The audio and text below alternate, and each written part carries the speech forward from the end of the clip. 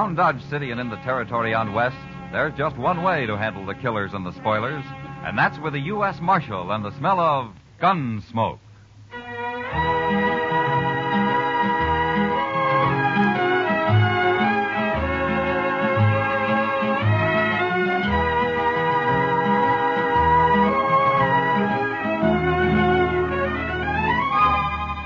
Gunsmoke, starring William Conrad. The story of the violence that moved west with young America. The story of a man who moved with it.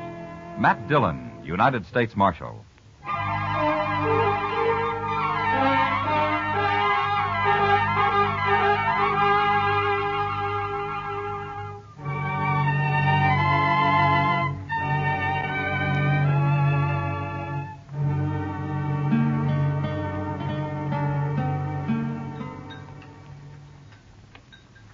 Cigar, Miss Kitty? You know I don't smoke in public, Chester. Oh, excuse me. Mr. Dillon? Thanks, Chester. Yeah, I believe I will. You know, for a Cowtown restaurant, this place serves the toughest steak I ever ate. Oh, you should have had the calf fries, Kitty. Next time, I certainly will. Hey, that reminds me. When are we going fishing, Mr. Dillon? You said last week we might take a day off soon. All right. How about now, this afternoon? You mean it? Well, sure. You want to go, Kitty? Oh, thanks, Matt, but there's a new girl at the Texas Trail. I told her I'd help her make a dress today. I'm late now. Huh? Well, I'll have to drop by the office first, Chester. All right. If you want any help eating those fish, let me know. You know how to cook catfish? You bet I do. We'll be around then. Hey, Mr. Dillon, look at those men down there by the jail. Huh? Now, what's so curious about a wagon load of buffalo hides, I wonder? Yeah, maybe they got a white one. If they have, I want it. See you later, Matt. Chester? So long, Miss Kitty. Kitty.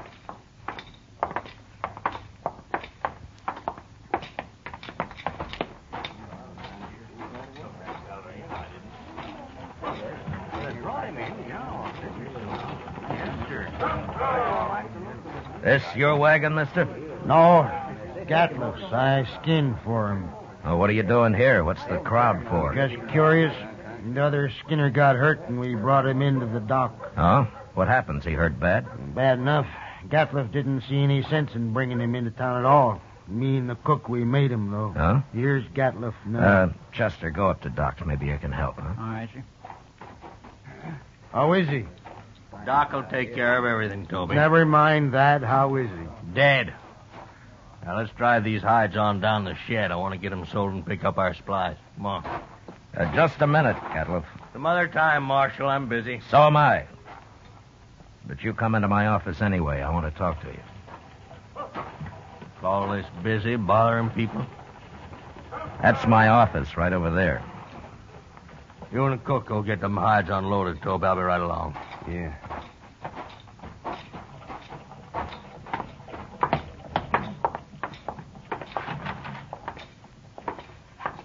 Now, what do you want, Marshal? You and you around here, Gatliff? Any log in it? It depends. What happened to your Skinner? Billy? He hurt himself, that's all. He's dead, isn't he? Yeah, he's dead. Look, Gatliff, anything you don't want to tell me, I can ask Doc about. There's nothing to tell, Marshal. He got hurt and he died, that's all. When did he get hurt? Last night. And why didn't you bring him in last night? Them other fellas, the cook and Toby, they figured he was done for anyway and didn't want to bother, I guess. Is that so? You're the boss, aren't you? Sure I am.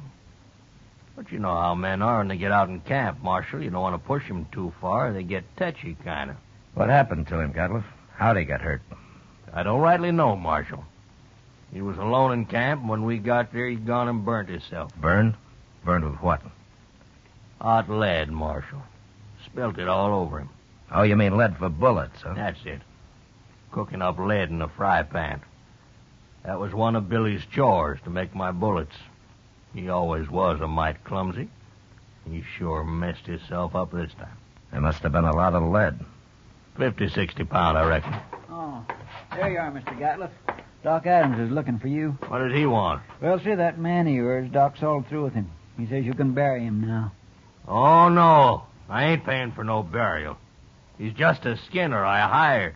Don't even know his last name. You're his boss, aren't you? You brought him in. And that's all I'm going to do for him. I ain't paying you $1. Not $1. Nobody's asking you to pay me.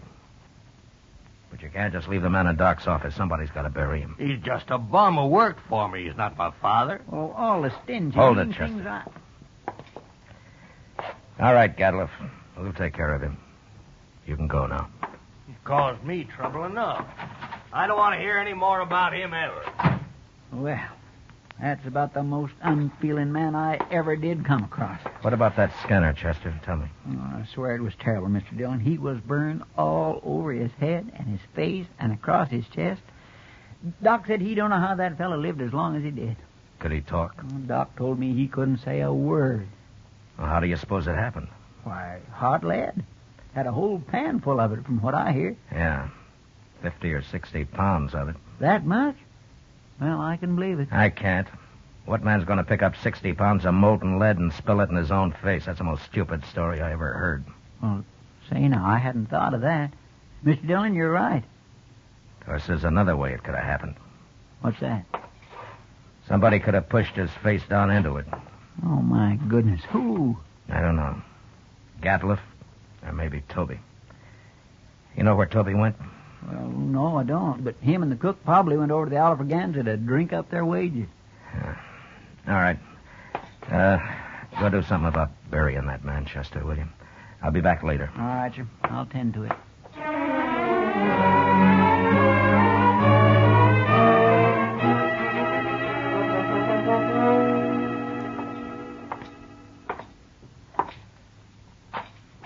Where's the cook, Toby? Oh, hello, Marshal. Cook, he went to get him some boots while he still had the money. Come on over to a table. I'll buy you a drink. You will? Well, I mean, sure, Marshal, sure.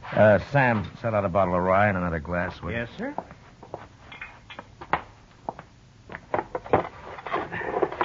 Come on. Yeah.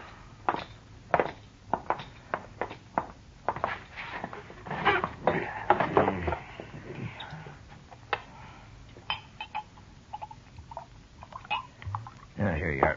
Thank you. Well, here's to your friend, Billy. He's no friend of mine, but he died a bad death. I'll drink to him.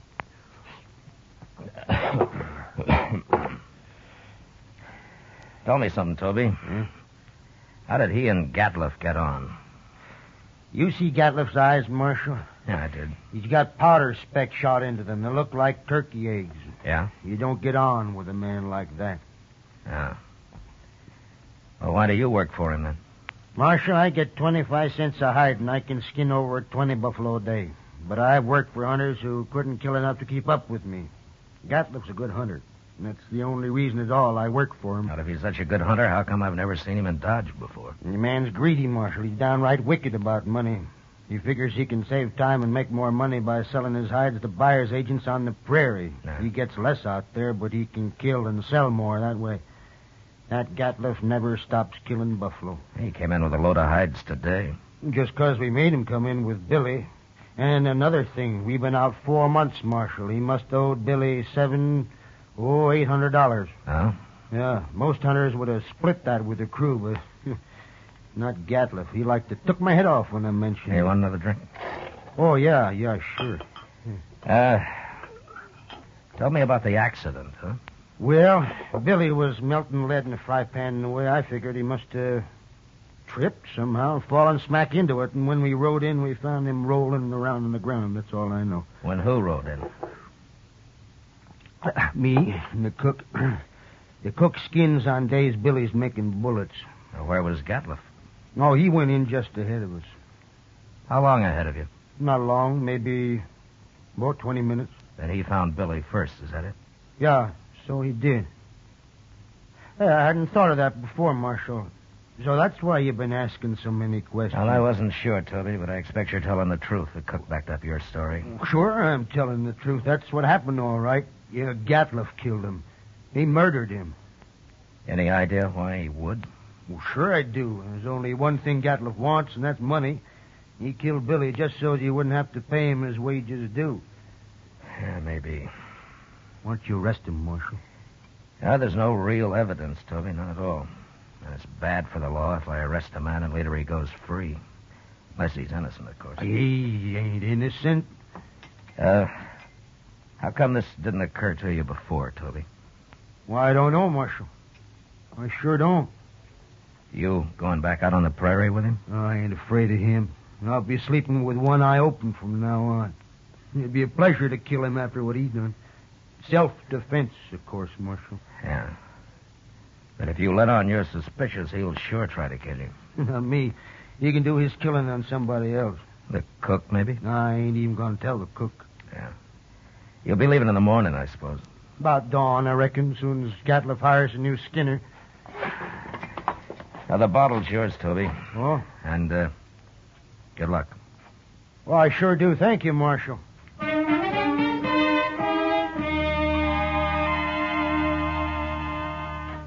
Later in the day, Chester and a couple of other men buried Billy out on the hill. As Toby said, he died a bad death, and it was made worse by the men who'd done it to him, going scot-free. But I figured anybody as greedy as Gatliff would someday overplay his hand, and I hoped I'd be there when he did. The next morning, Chester told me he'd heard that they'd left Dodge.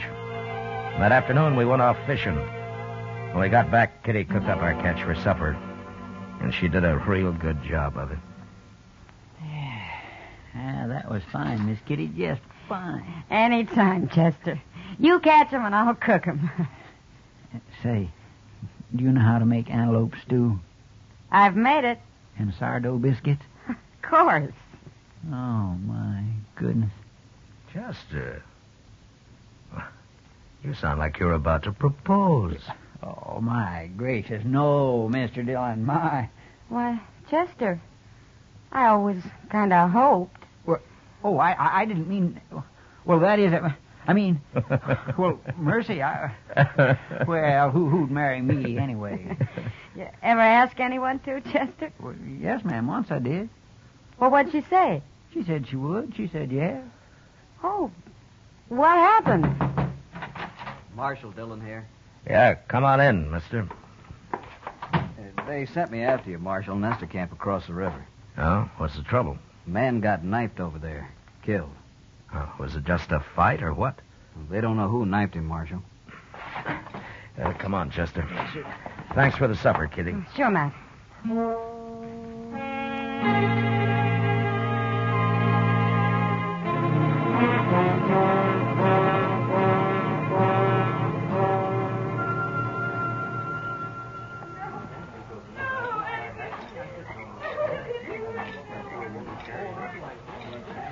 He was knifed in the back, Mr. Dillon.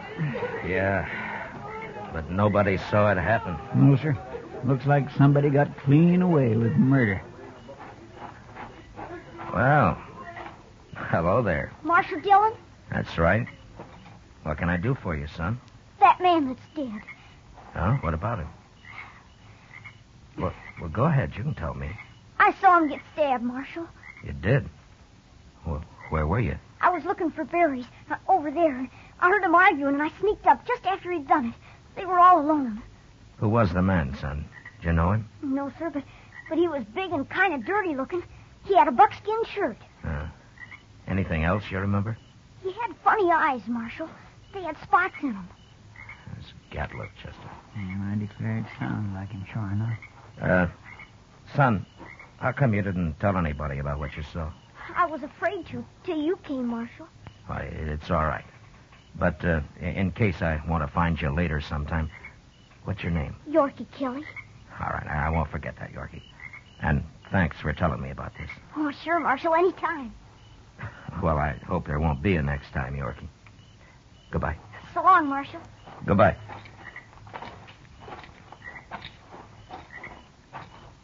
I guess it was Gatliff, all right. Yeah. Seems like a dangerous sort of man to be running loose. Now I got him now, Chester. As soon as I find him. I hope so, Mr. Dillon. I certainly do hope so.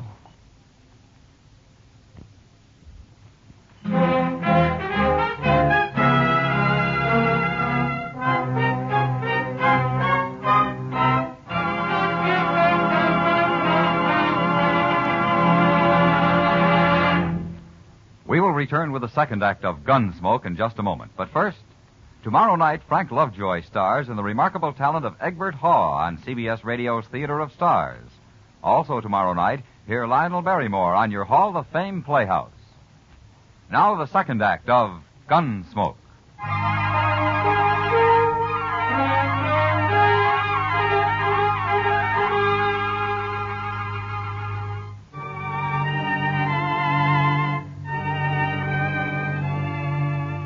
Since Gadliff would figure nobody had seen him, it wasn't likely that he'd run. And anyway, there wasn't much sense in trying to track him down in the dark. So Chester and I didn't start out until the next morning. Ordinarily, a man would ride into the prairie and disappear. But with Gadliff, it was a little different. At least we knew he'd be somewhere around Buffalo. It was late afternoon before we reached good hunting grounds, and almost dark when we spotted the first hunter's camp. We just going to ride right up to him, Mr. Dillon? Now, this isn't Gadliff. He had mules. This man's got horses. Yeah, that's right. Keep your eyes open just the same, Chester. Oh, yes, sir.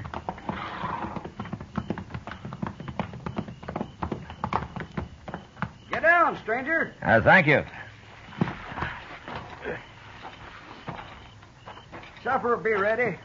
Cook, throw some more tongue in that stew pot. Don't like buffalo tongue. You'll go mighty hungry in this camp. Oh, thanks, mister.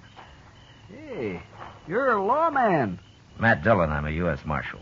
My name's Tom Mercer. How are you? This is Chester Proudfoot. How'd you do? Mr. Mercer? Come over by the wagon and sit down. Supper'll take a little longer now. Anyway, my skinners won't be in for a while yet.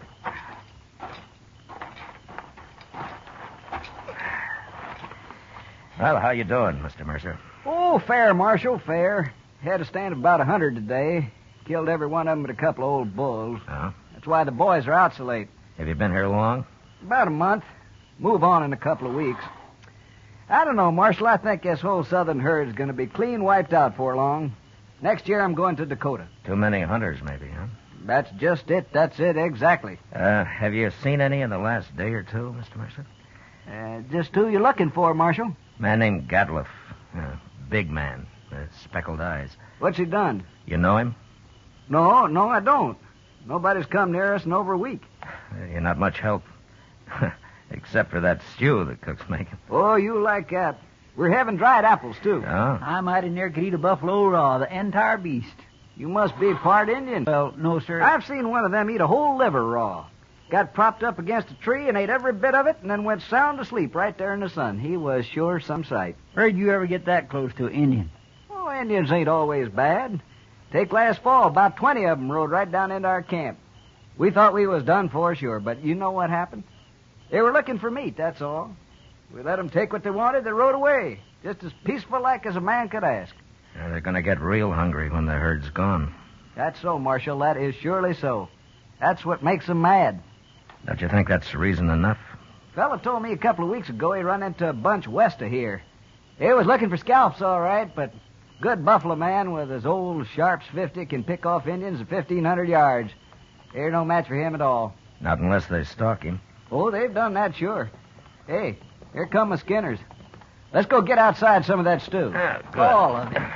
Don't you ever feed this man, Marshal? Only when he works, Mr. Mercer. Oh, now, Mr. Dillon.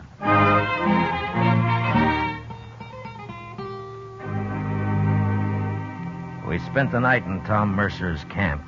And at dawn, just after breakfast, we said goodbye and rode on west. There was a lot of country out there, and all we could do was ride through it till we ran into him. In the next 2 days, we met plenty of hunters, but we didn't find Gadliff. About noon of the third day, we cut the trail of a wagon train and figured that it'd be that of a hide buyer's agent who'd come into the field to do business on the spot. And an hour or two later, we saw him. A long string of ox-drawn wagons piled high with buffalo hides. And there was a man on horseback leading the train. We rode up to him. Well, there. Well, that's quite a load you got, mister. 10,000 so far. But what are you doing way out here, Marshal? I'm looking for a hunter named Gadliff. You know him? Sure I do. Just picked up a load from his rick early this morning. Is he in trouble? Yeah, he sure is. Where is he? Straight south here a couple of miles. Can't tell you exactly. He moves around a lot. Well, that's close enough for us. Thanks a lot, mister. Sure, Marshal. I never did like him anyway.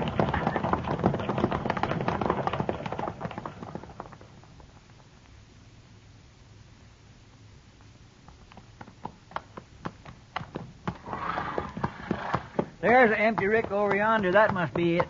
Yeah, but he's moved his camp. Not far if it was just this morning. Chester, what's that out there? Where? Hey, that looks like a man. Come on. There. Oh.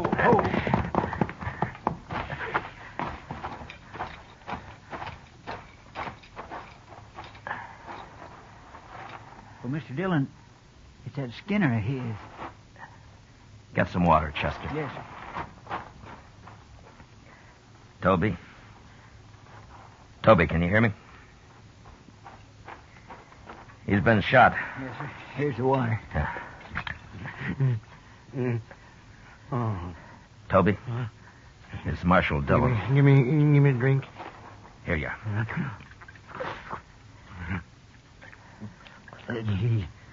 He shot me, Marshal. Oh, what happened? Where's the rest of the crew? They run off. He took his wagon and the horses. He went kind of crazy when he found out. That's why he shot me. You know where he is now? No, I don't know, Marshal. He shot me, and then he said he was going hunting. He's going loco. You're going loco. Now, take it easy, Toby. Take it easy. You'll be all right. I could hear him shooting at Sharps a long time. And then he stopped. Well, where was he? Which way? Off. Behind me there. I could hear him. Chester, you stay with him. I'm going after Gatliff. All right, sir.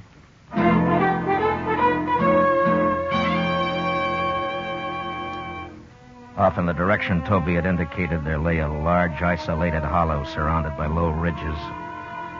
When I reached it, I dismounted, and I crawled up to where I could look down into it. There was no sign of Gatliff, but lying on the prairie floor were the bodies of countless fresh-killed buffalo. It was a strange sight. The old bulls, the cows, the little calves lying there blackening the prairie grass. I got up and stood, looking at it for a long time. And then suddenly, out in the middle, I thought I saw a slight movement. And a second later, there came the familiar boom of a Sharps 50. And I dropped behind a ridge and waited. And then Chester rode up. Have you found him, Mr. Dillon? Yeah. I thought I'd better come along. You see... Toby's dead, is that it? Yes, sir. All right. Well, Gatliff's down there in the middle of the hollow. But we can't get anywhere near him as long as he's got that Sharps rifle. He's killed a small herd of buffalo in there, and now he's lying out in the center of them. Well, that's the darndest thing I ever heard of, Mr. Dillon. He must have gone crazy, just like Toby said. Yeah. What's he shooting at now? Mr. Dillon, the way he's spacing them shots. Yeah, that's a signal for help, Chester. Come on.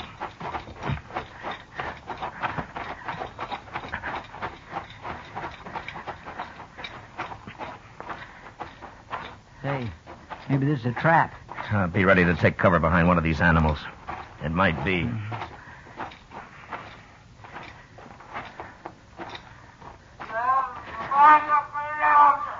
Sounds like he's been hurt. Yeah. Keep your head up.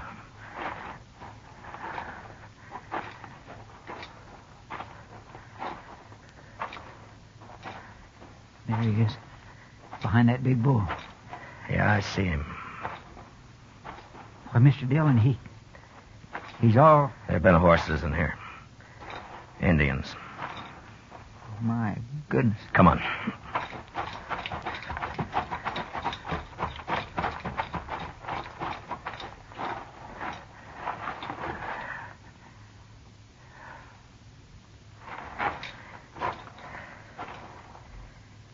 Well, that was his last effort, Chester. He's dead now. Mr. Dillon. That's awful. Yeah. Come on, let's get out of here.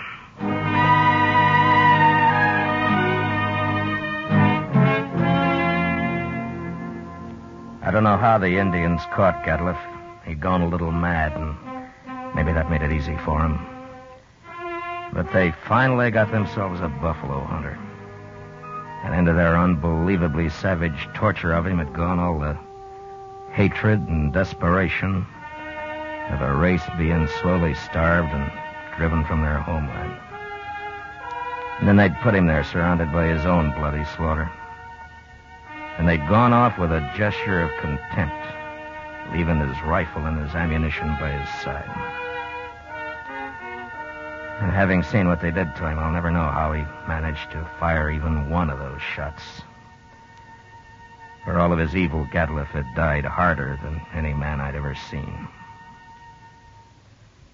Chester and I rode back to Dodge.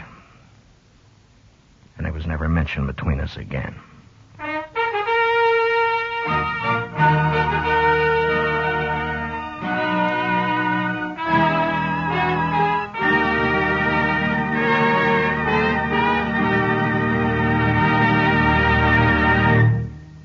Gunsmoke, under the direction of Norman Macdonald, stars William Conrad as Matt Dillon, U.S. Marshal.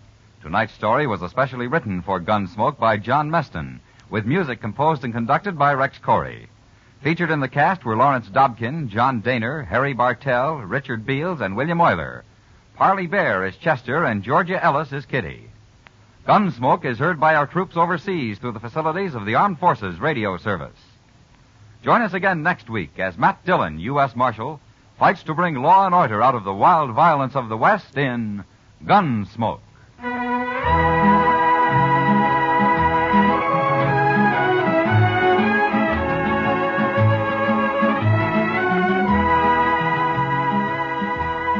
Monday night on CBS Radio, hear the concluded suspense production of Shakespeare's tragic drama Othello, starring Richard Widmark, Elliot Lewis, and Kathy Lewis. Also Monday night, don't miss the Lux Radio Theater's charming excursion into fantasy, The Bishop's Wife, starring Cary Grant and Phyllis Baxter. George Walsh speaking, and remember, there's fast, funny quizzing on the Bob Hawk Show, Monday evenings on the CBS Radio Network.